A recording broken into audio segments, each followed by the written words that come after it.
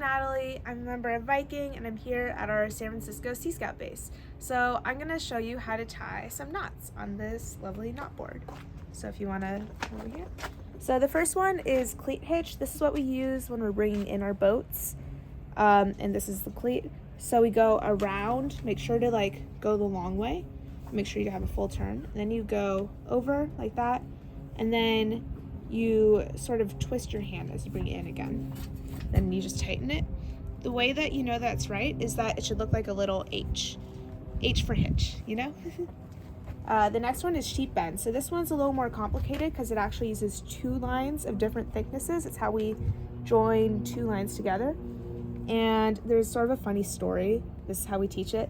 So there's a little whale, right? You can name whatever you want. And you want the whale to be alive. So the tail is coming up, not down. And then it's like the whale inhales some water and it comes out and it falls down because that's what water does, right? And then you bring it back through and you tighten that. And the way that you know this one is right is if it looks like there's a little bit of a cross here. You see? There's a cross, but both ends end up on the same side. The next one I'll show is clove hitch. So clove hitch is a good way to tie something around, I think it's like a spar is what we use it for.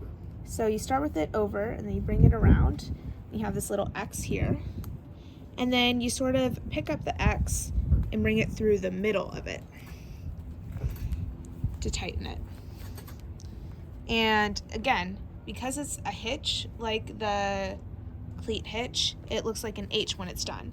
And you know it's right if you can pull it like that and it doesn't move. So that is clove hitch. The next one is square knot. This one is pretty straightforward. So when you're doing clove hitch, you start with the line over the bar, but here you start with it under. And you pull it over almost like the first step when you're tying your shoe. And then the next time you do it, you do the same thing, but you go in the opposite direction. So like when I tie my shoe, I go left over right, and then the second time go right over left.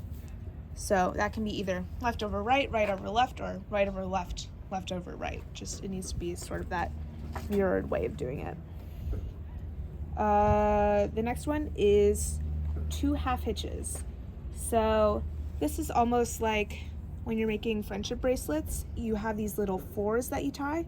So you see there's a 4 and you tie that and then you make another 4 and tie it again. And this is what we use. You can see it's like an adjustable loop. So this is what we use to tie in fenders to our boat. And when you think about friendship bracelets, it's actually just a ton of 2 half hitches all shown together with this little side poking out. So that's an interesting way to think about it. And then this one, when it's done correctly, it should be adjustable and you can kind of see it looks like a little heart almost. The next one is Bowline, so I'm going to start with it away from the knot board. And this is a really important one because it makes a loop that doesn't slip and it can be more permanent. So you start by making a loop, right? And then you take this end and you put it through the loop. And then you bring it around the other end and through again. It's a little bit complicated, but when it's right, this end should be inside of the loop that you just made. I can show it again really quickly. So you make a loop, take your other end, bring it through the loop, around the other end, and inside.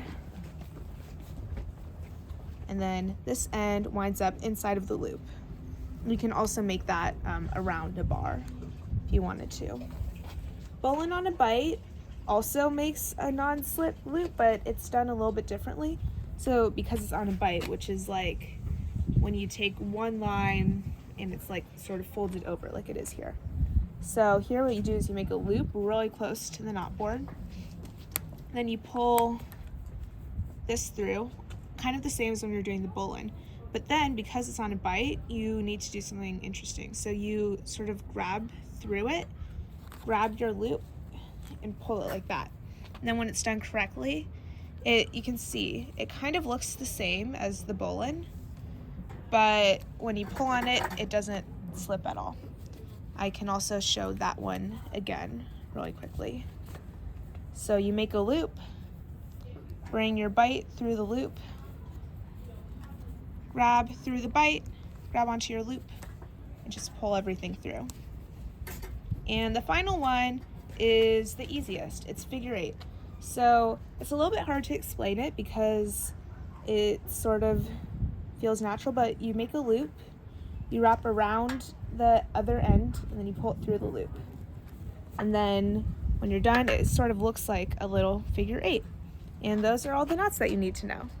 Thanks for watching.